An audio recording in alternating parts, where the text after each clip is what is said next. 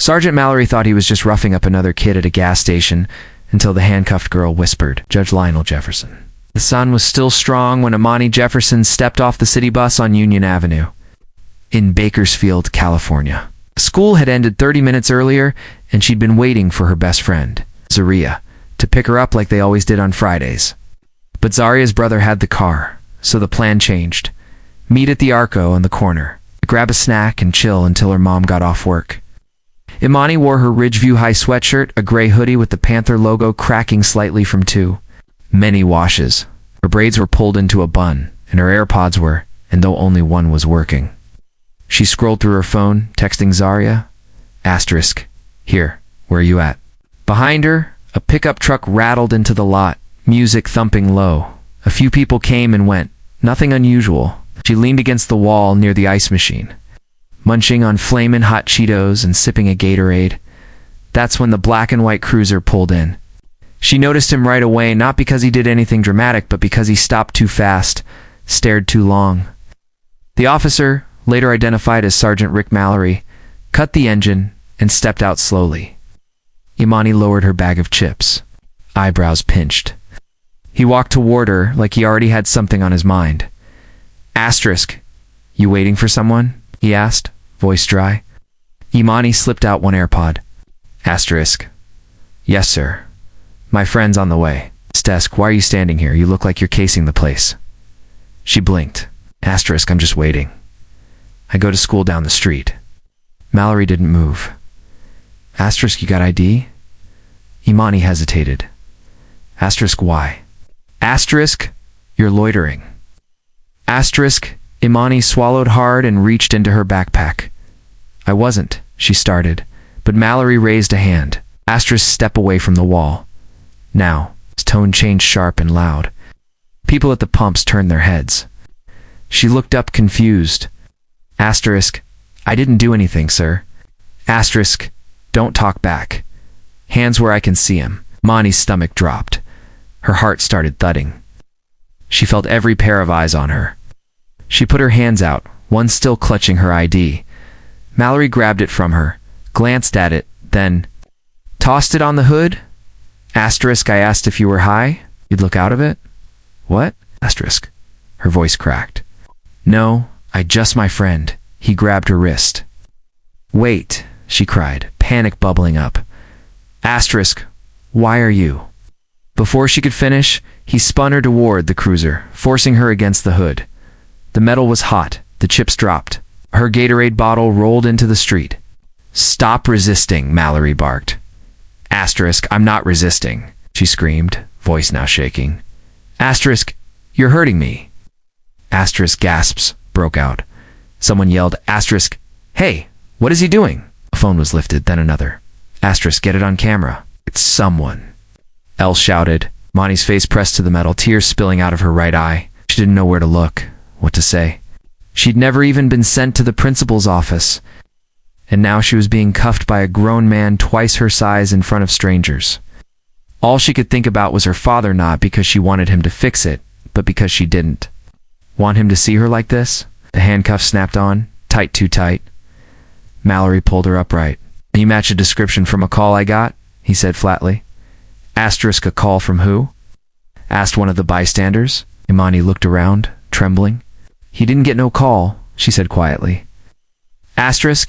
"He just saw me and decided." Mallory ignored the comment. He opened the back of the cruiser, but the cameras were still rolling, and more phones were coming out. But Mallory wasn't thinking about that, not yet. Inside the cruiser, the heat felt thicker. The air conditioning was off. Imani sat stiffly. In the back seat, wrists throbbing from the cuffs. Her backpack was still outside on the ground. Her phone, somewhere in the chaos, had been knocked from her hand. The door slammed shut behind her with a force that made her flinch. Through the tinted window, she could barely see the people gathering around some recording. Others trying to get answers from Mallory, who stood by the front of the car with a scowl, like he couldn't believe people were even questioning him. He wasn't answering anyone, not really, just saying phrases like, "We're handling it." And she matched the description, an asterisk back up, "or you'll be obstructing." A woman in scrubs stepped forward. "I saw the whole thing," she said, pointing. Asterisk, she wasn't doing anything but standing there. That's a child. Mallory didn't respond. He picked up Imani's backpack and tossed it into the passenger seat, then finally got into the car and radioed something quietly into his shoulder mic. Imani sat still. Her hands were behind her, aching. Her legs were shaking, but she didn't want to let herself cry again. She stared at the wire mesh in front of her, breathing shallowly. Mallory didn't look at her. He just started driving. Sir, she managed. Asterisk, can I ask where we're going? Asterisk. Downtown? Asterisk for what? I didn't do anything. Asterisk, you matched a report of a suspicious individual seen lurking behind the station. Asterisk lurking? Her voice rose. Asterisk, I was in front of. The building? I bought snacks. I was texting my friend. Mallory's knuckles tightened on the wheel. Listen, she said, trying to stay calm. Asterisk, I'm 16. I go to Ridgeview. I've never been in trouble. You're making a mistake. Asterisk, but he didn't answer. He just kept driving. The cruiser pulled up outside the Bakersfield Police Department downtown. She'd only seen it once during a school field trip in 8th grade. It looked different now. Colder. Bigger. Mallory parked, got out, and opened the back door. Asterisk. Let's go. Imani stepped out slowly, wincing as the cuffs dug into her wrists. The bright sunlight hit her face like a slap. She lowered her head as he guided her through the entrance. Every person they passed turned to looked some confused, others barely paying attention. At the desk, a younger officer raised his eyebrows. Asterisk, another one, he muttered, eyeing Mallory. Asterisk, suspicious activity, loitering, possibly under influence. Imani whipped her head toward him. Asterisk what? Mallory ignored her again. Asterisk will do a quick hold, then call the guardian. You can log her in. The officer hesitated. Asterisk? You do a search already? Bags up front, Mallory replied. Asterisk, she had no ID on her when I cuffed her. Imani said sharply. Asterisk, that's not true. He took it from my hand and threw it on the hood. Asterisk, the young officer glanced between them. Awkward now? Look, Imani said, voice trembling. Asterisk, my name is Imani Jefferson. My dad is Judge Lionel Jefferson. Call him right now. You'll see. Asterisk, that made Mallory pause. He squinted. Asterisk Jefferson. Yes. Asterisk, she snapped. Asterisk, you know the name. Everybody here does. Asterisk, the front desk officer blinked, his posture straightening. Asterisk, wait, Judge Jefferson. At the Superior Court, Imani nodded quickly. Asterisk, yes, he's my dad. He's probably at work right now. His office is 4 minutes from here. Asterisk, Mallory's jaw clenched, but he still tried to play it off. Asterisk, kids throw names around all the time, then call in check. Asterisk, Imani shot back. Asterisk, go ahead. The officer at the desk reached for the phone. Mallory stepped back, fuming silently. Imani looked at him with all the strength she could muster. Asterisk, you're gonna wish you didn't treat me like this. Asterisk. But it wasn't just about her anymore. The videos were already making the rounds in 2 different group chats. One among Ridgeview High students, and another among concerned parents. The footage had started to circulate. One clip had already hit TikTok with over 10,000 views in less than an hour, and someone had tagged Judge Lionel Jefferson. But that storm hadn't hit yet. Not quite. Judge Lionel Jefferson was halfway through. A sentencing memo when his phone vibrated on the corner of his desk. He almost ignored it. It was a habit, especially when he was in writing mode, but something made him glance over. A notification from his niece popped up. Asterisk, Uncle Lionel. Is this Imani? The link was to a video. Clicked it and there she. Was his daughter pinned to a police cruiser? Face turned toward the camera, expression twisted with confusion and pain. Her hoodie was bunched, her voice clear, cracking. Asterisk, I didn't do anything. Didn't move for a second, just stared. At the screen. Then he stood up. Within 10 minutes, he was in his car, his judicial robe still hanging on the back of his office door. He didn't call the station ahead. He didn't notify his assistant. He drove straight to the Bakersfield Police Department. In silence, gripping the steering wheel like it might snap. Inside the precinct, chaos was brewing. The front desk officer had confirmed Amani's identity. Mallory was pacing in the hallway, trying to stay calm. He hadn't said much after hearing the name, but his silence said everything. And now, the captain had been called in. The front desk officer said nervously as the judge walked in. Asterisk, she's in the back. I tried. Sigh, I didn't know.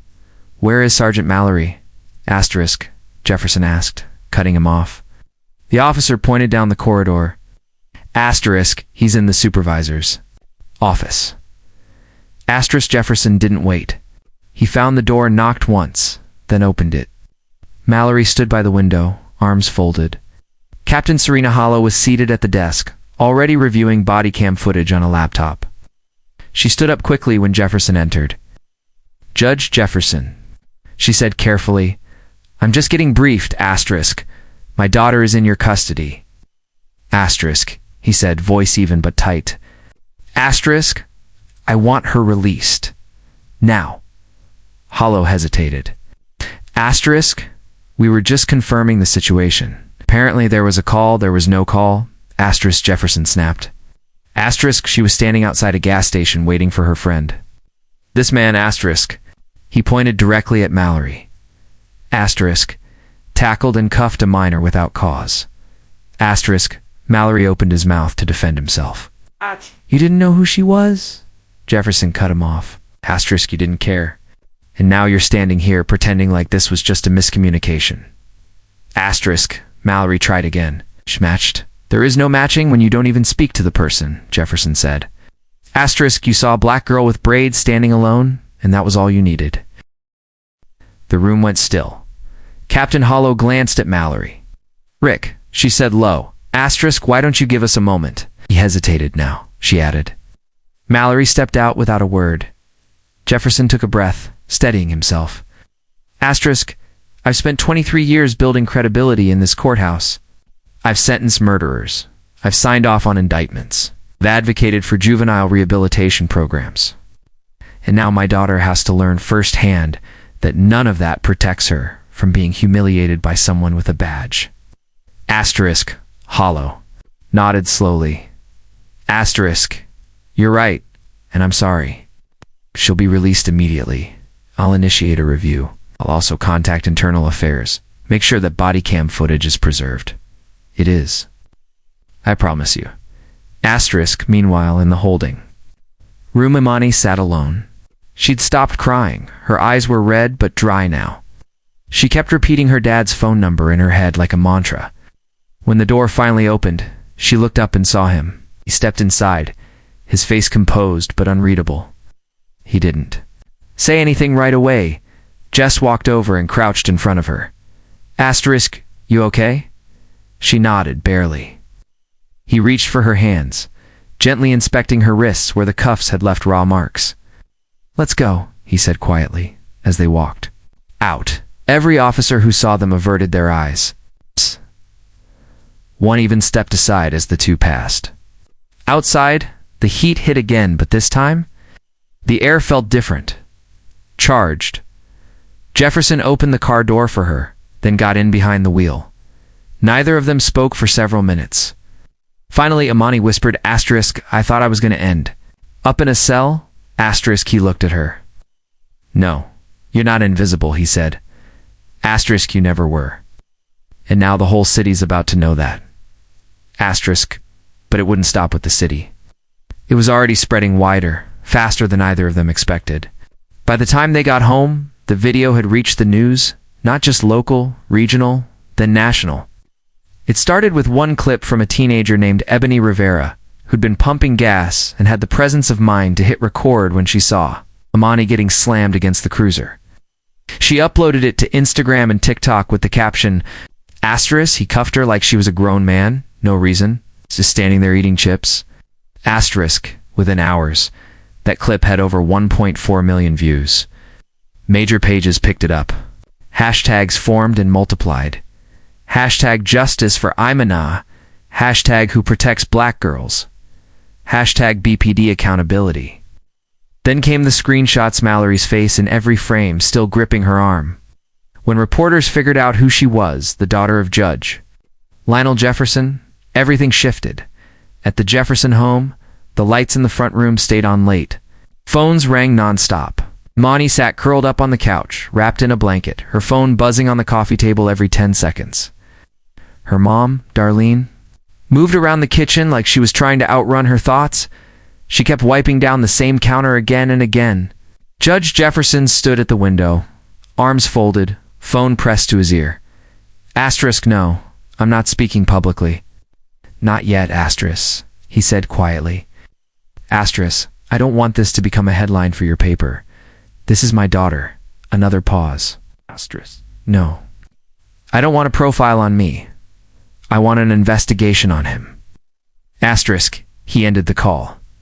In the background, the TV played a loop of the footage on every station. Anchor after anchor repeated the same line.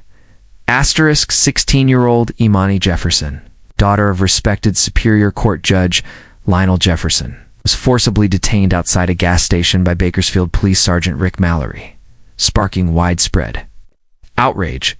The video made it to MSNBC, then CNN, then a panel on The View asterisk mentioned it. Imani's face half turned, eyes wide. Cheeks damp was now being dissected by strangers from coast to coast.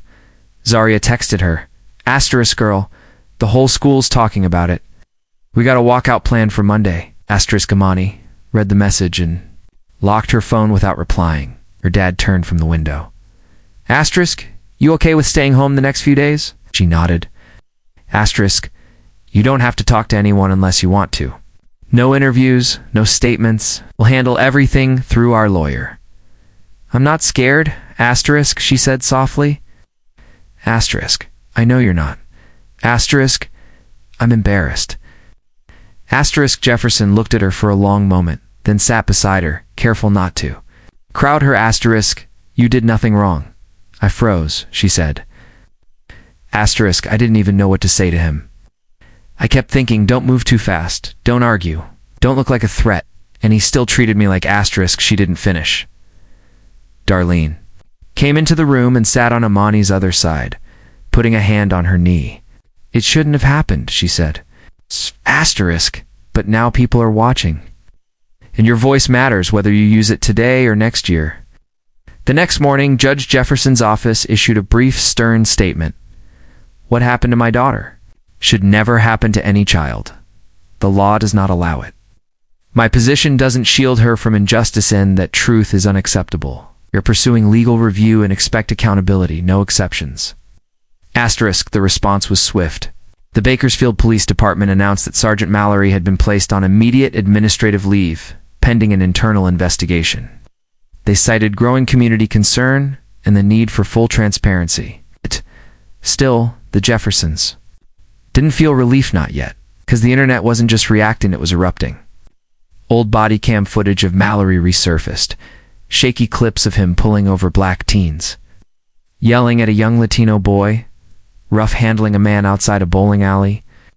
None had gained traction before now. They were stacked like kindling. Journalists dug into department records. Civil rights groups demanded a public apology. City council scrambled to respond. The police union issued a statement defending Mallory's record and service, which only added fuel to the fire. At Ridgeview High, Imani's classmates walked out of fourth period in silent protest, holding signs that read, I could be Imani, and asterisk stop policing black kids. Inside her bedroom, Imani watched it all from her laptop, jaw clenched, eyes clear. She didn't want to be a symbol, she wanted answers. And somewhere deep down, she wanted to face Mallory not for revenge, but because she needed to see if he would even look her in the eye, but she wouldn't have to wait long, because public pressure was building and the city couldn't ignore it anymore. The morning Sergeant Rick Mallory was formally identified by the department.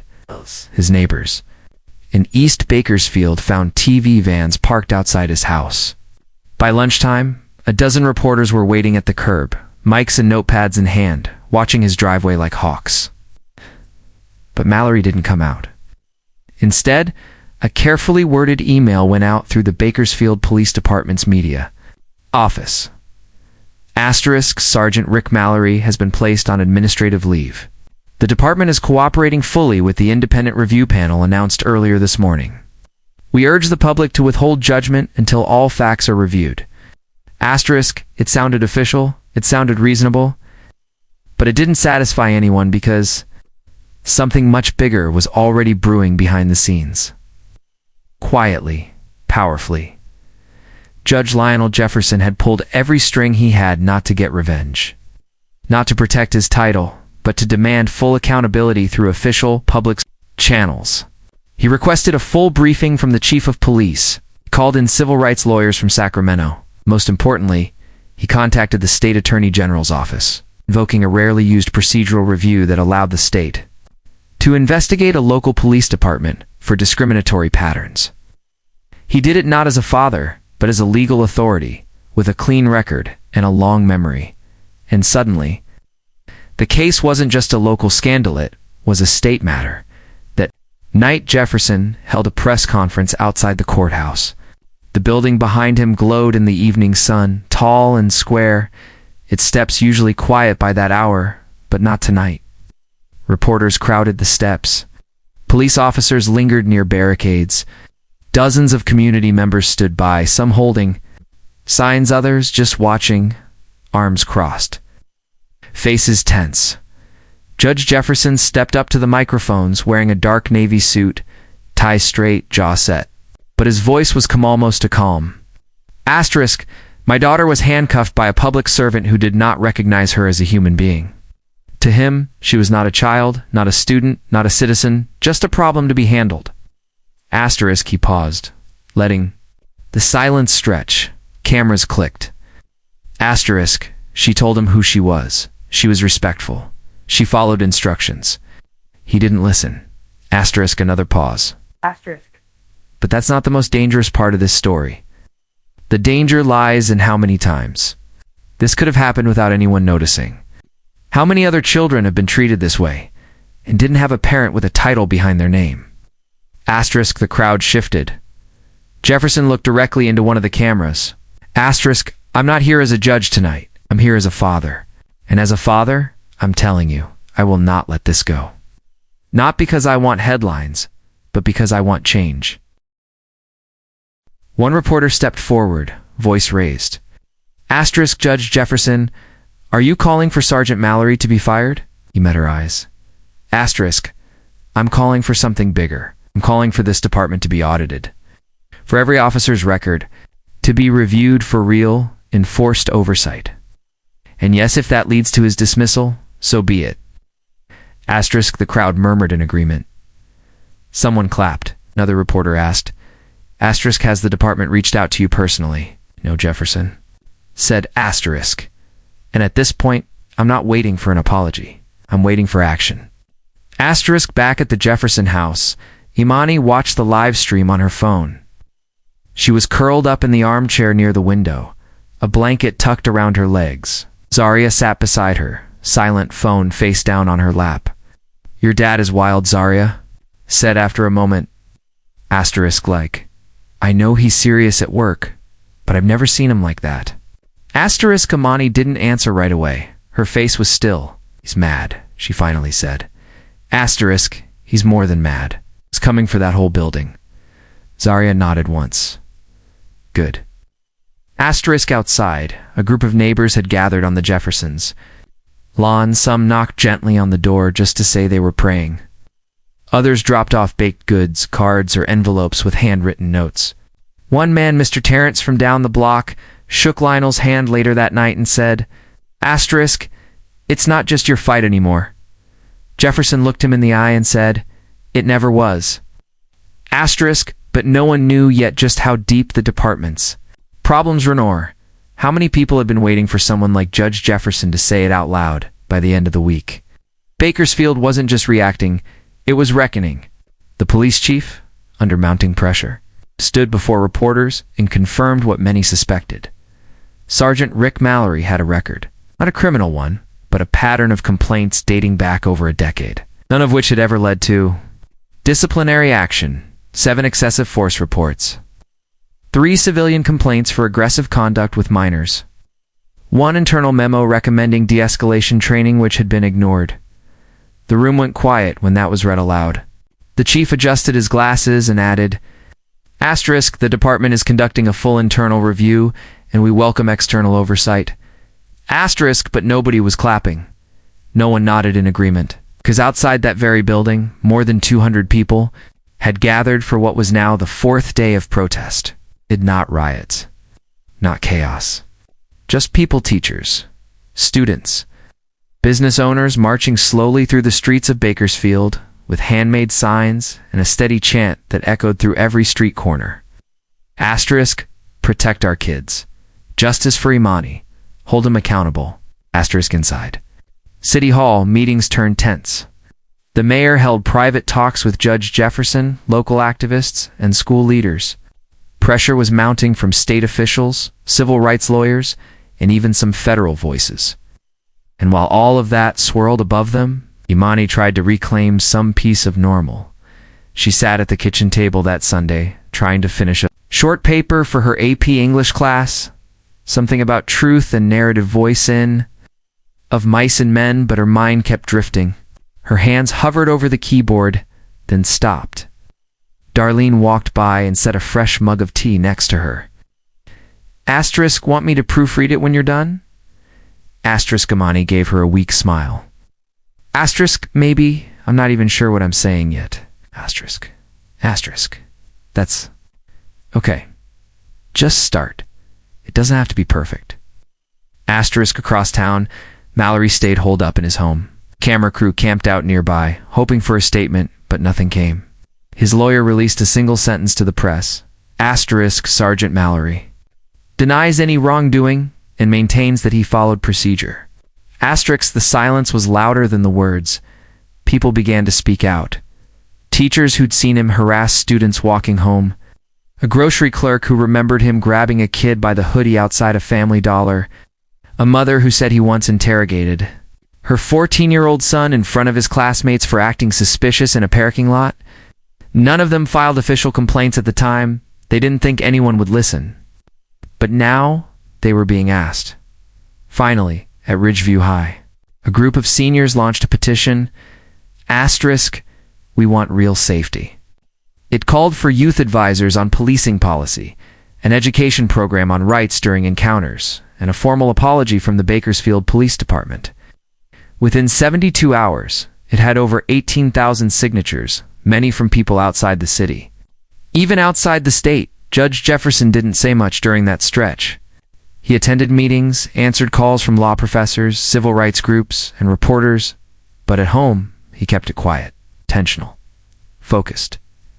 One night, he found Imani sitting on the back porch, her legs folded up under her, blanket wrapped around her shoulders. She stared into the dark, eyes unfocused. "You're not sleeping?" he asked. She shook her head. Asterisk, not really. Asterisk, he sat beside her. Asterisk, you ever wish you weren't a judge? She asked. He thought about that. Asterisk, some days, yeah, because people expect too much. Because sometimes it means I have to sit still when everything in me wants to act. Asterisk, Imani looked at him. Asterisk, you're not sitting still now. Asterisk, asterisk, no, asterisk, he said. Asterisk, not anymore. Asterisk, the wind rustled the trees gently. The hum of distant traffic reached them, but neither of them moved. Asterisk, do you want to say something? He asked after a moment. Asterisk, to the people, to your classmates? Asterisk, she took a deep breath. Asterisk, I don't want to be a headline. Asterisk, asterisk, I get that. But maybe I need to say it out loud. Just once. For other girls. Asterisk, he nodded slowly. Asterisk, that's your decision. When you're ready. Asterisk, but Imani wouldn't get much time to decide, because the public hearing was now set for Friday. Her name was already on the witness list. By the time Friday came, Bakersfield didn't feel like the same city. The courthouse lawn had been transformed. Folding chairs lined the grass. Two podiums stood in front of a temporary canopy. Behind them, a banner read, Community Hearing on Police Accountability in clean, bold letters. This wasn't just a show for TV, this was public pressure turned into policy. City officials, police representatives, school board members, clergy, lawyers, and ordinary residents were all present, not in suits and ties, not hiding behind press releases. They were here to face each other, to listen, to speak. And sitting in the second row between her parents was Imani Jefferson. She wore a navy blue blouse, her braids freshly redone by her aunt the night before. Her hands rested on her knees, fingers interlaced, shoulders squared. People kept stealing glances at her, some smiled gently, others just nodded. Those kinds of nods that aren't about words, just respect. Pastor Alton Cares from the Eastside Baptist Church was the first. To speak, he didn't pull punches.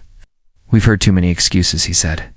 Asterisk, "We've seen too many reports under review. Bakersfield isn't the same town it was 30 years ago, and our policies shouldn't be either." Asterisk, next came a local teacher, then a public defender, then a teenage boy named Malik Winfield, who shared how Mallory once followed him for 4 blocks because he asterisk fit the description of someone who looked nervous. The crowd listened, no outbursts, just stillness and quiet fury. Then the moderator approached the mic again. Asterisk, "We now invite Imani Jefferson to speak. She feels ready." Asterisk, Imani stood. The microphone seemed taller than she remembered. Palms were damp, but when she started speaking, her voice didn't waver. Asterisk, "My name is Imani Jefferson. I'm 16. I go to Ridgeview High, and I want to say something I didn't get to say that day." She paused. Asterisk, "That man, Officer Mallory, looked at me and didn't see a student. He didn't see someone's daughter. He saw a threat, and I've been asking myself why ever since." You could hear a pin drop. I stayed calm. "I did what?" "I was taught to do," I answered respectfully. I kept my hands where he could see them, and it didn't matter. That's what scares me the most. Asterisk, she glanced at her dad in the audience. He looked back, calm and steady. Asterisk, I know I got lucky, not because of who my dad is, but because there were cameras, because people spoke up. But what about the kids who don't get filmed? Who get cuffed and forgotten? Asterisk, the moderator nodded gently. Asterisk, you can stop there if you'd like. Asterisk, Imani shook her head. Asterisk, I'm not just asking for him to be fired. I'm asking for y'all to stop pretending this is new. It's not. Just recorded now. Asterisk, a wave of murmurs rippled through the crowd. When she stepped down, people stood and clapped, not loud and dramatic, but long and firm. The kind of applause you give someone who said what you've been thinking for years. Later that day, City Council announced 3 key actions. 1. A civilian review board would be created with voting power on officer discipline. Cases 2. Body cam footage would be made public in all future force complaints within 10 days. 3. The department would implement a mandatory retraining program focused on youth interaction, racial bias, and trauma response. It wasn't everything, but it was. More than Bakersfield had seen in decades. Still, there were those who pushed back. A local police union rep went on talk radio that evening, claiming the reforms were reactionary and setting an asterisk dangerous precedent. Some residents said Mallory was asterisk just doing his job. Online comments, too, turned bitter in some corners, calling Imani a tool, or asterisk a judge's puppet. Asterisk Imani read some of it, then shut her laptop. They don't know me, she told her mom that night. Sitting on the couch with her legs tucked under her, Darlene said, asterisk, and they never will. She squeezed her daughter's hand. Asterisk, you already said what matters. Asterisk outside, protest signs leaned against fences. Chalk messages lined the sidewalks near City Hall. Asterisk, we see you, Imani. Asterisk black. Girls deserve to be safe. Keep fighting. Asterisk. But one last truth hadn't come to light yet. Mallory's past was about to catch up with him in a way no one expected. Monday morning arrived with no warning. Porters were still unpacking gear. When the email dropped official notice from the Bakersfield Police Department, asterisk. An internal affairs hearing regarding Sergeant Rick Mallory is now scheduled for 9 a.m. today. The proceedings will include testimony from internal investigators and recently reviewed complaint records. No press allowed inside, no live stream. Asterisk, but that didn't stop the buzz. By 8:15, the sidewalk outside police headquarters was already thick with media vans, protesters, legal observers, and a handful of quiet onlookers who just wanted to see what happened next. Judge Lionel Jefferson arrived through a back entrance, not because he was trying to avoid cameras, but because he didn't want to be the focus. The focus was Mallory. The hearing room was a small space, too small for what was unfolding. 3 panelists sat at the front. 1 internal affairs officer, a city-appointed legal expert, and an outside consultant brought in after the scandal broke. Mallory sat across from them in uniform, arms folded across his chest. No badge, no gun, just the nameplate still stitched above his pocket. His lawyer, a man named Trevor Donnelly, did most of the talking. Asterisk Sergeant Mallory acted within his interpretation of protocol. Asterisk Donnelly began. Asterisk he received a vague complaint about a suspicious individual and acted quickly in a tense environment. He had no knowledge of the individual's identity, nor any malicious intent. Asterisk the lead investigator raised an eyebrow. Asterisk why wasn't that call recorded? There's no dispatch log for that complaint. Asterisk Donnelly hesitated. Asterisk it may have been a tip passed along verbally. Asterisk there's no audio? Asterisk no. Asterisk the second panelist cut in. Asterisk no video. And your client's body cam was turned on only after the detention began. Asterisk a pause filled the room. Mallory finally spoke. Asterisk I believed I was dealing with a situation that could escalate. Asterisk she was eating chips. Asterisk the consultant said bluntly. Asterisk and standing still. Asterisk the real blow came 30 minutes later when the panel shifted focus to his record. One by one they pulled up prior complaints, grainy videos, written statements, all dismissed at the time but now under new scrutiny. They painted a clear picture. An officer who saw threats, where there were none especially.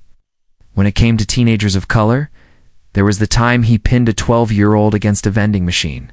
At a roller rink, the time he pulled a 16-year-old from his bike because he asterisk looked high. The mother who said her son couldn't sleep for 2 weeks after Mallory screamed in his face. Each time the same pattern.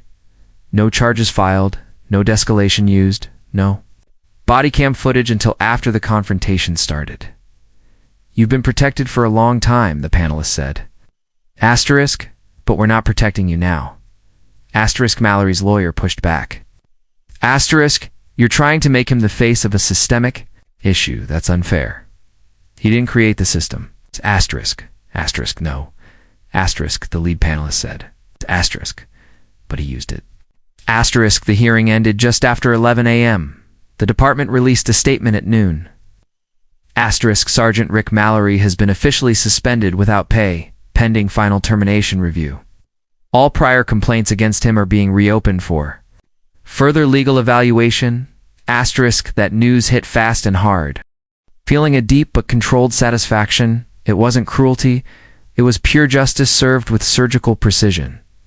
Why? James asked when they were alone. Why go to all this trouble? Come here, take care of my daughters, face all this prejudice just to expose Gloria. Because injustice unchallenged is injustice perpetuated, Kesha replied simply. And because Ruby and Rose deserve to grow up in an environment where competence matters more than skin color. But there was one last revelation that neither James nor Gloria knew yet, a discovery Kesha had made about the true connections between Gloria's domestic discrimination and a much larger network of systematic exclusion that extended throughout the city's business elite and was about to transform. It's not just one family, but an entire corporate culture based on unquestioned privilege. 6 months later, transformation in the Whitmore twins. Livs was only a small part of a much larger revolution that Kesha had quietly orchestrated. Marcus Johnson sat in his new office at Whitmore Industries, now as Director of Sustainable Development, position created especially to leverage his expertise in inclusive housing projects. The salary was 40% higher than his previous one, and he had received a stake in the company as compensation for his months of unemployment. I still can't believe my sister did all this, he told James during one of their weekly meetings, which now included discussions about corporate diversity. She planned every move for months. James smiled, looking out the window at the new community garden the company had created on the vacant lot next door, a project led by 3 of the employees who had been reinstated after the audit. Your sister didn't just save my daughters. She saved my company from becoming obsolete in a world that no longer tolerates systematic discrimination. The full audit had revealed an even more extensive pattern than James had imagined. Employees were reinstated or compensated appropriately. 5 supervisors who had actively participated in the discriminatory practices were fired. The company implemented a new blind hiring protocol where resumes were evaluated without photos or names that could reveal ethnic origin. Gloria, for her part, discovered that 15 years of influence based on prejudice did not build a solid professional network. None of the elite families rehired her after Kesha's recordings circulated discreetly in the Nanny's WhatsApp groups. She was now working at a chain hotel, earning less than half of what she had earned at the Whitmore mansion. The most impressive thing, James continued, is that she never wanted to destroy anyone. She wanted to transform the system. Kesha had declined James' offer to become a permanent consultant for the company. Instead, she used her documented experience to start a consulting firm specializing in identifying and correcting institutional bias. Her first client was a Detroit hospital network facing lawsuits over racial discrimination in patient care. Ruby and Rose, now 5, attended a more diverse school that James had chosen specifically to broaden their world. Kesha still visited them twice a week, no longer as a nanny, but as Aunt Keshel, the woman who had turned nightmares into peaceful dreams and taught them that families are built on love, not prejudice. "Daddy, is Aunt Kesha coming to my birthday?" Rose asked over breakfast, wearing the star necklace she never took off. "Of course, princess." "And your Uncle Marcus too," James replied, still surprised at how natural it felt to call Kesha's brother family. The true measure of Kesha's success was not in the impressive numbers of her consulting firm or the 23 employees she had helped get rehired at Whitmore Industries. It was in the call she received the week before from a young black mother in Chicago who had seen her interview on a social justice podcast. "My 6-year-old son is being discriminated against at school," the woman said. "The teachers say he's troubled, but I know he's smart. Can you help me document what's going on?" Kesha smiled, picking up a new notebook. "Let's start at the beginning. Tell me everything you've noticed, because the best revenge isn't destroying those who hurt you. It's building bridges where there were walls, creating opportunities where there was exclusion, and turning pain into purpose." James Whitmore learned that privilege without awareness is a dangerous weapon. But privilege with purpose can rewrite entire histories. Gloria tried to use prejudice as power, but discovered that hatred always builds sandcastles. Kesha used intelligence as justice and built a legacy that will last for generations.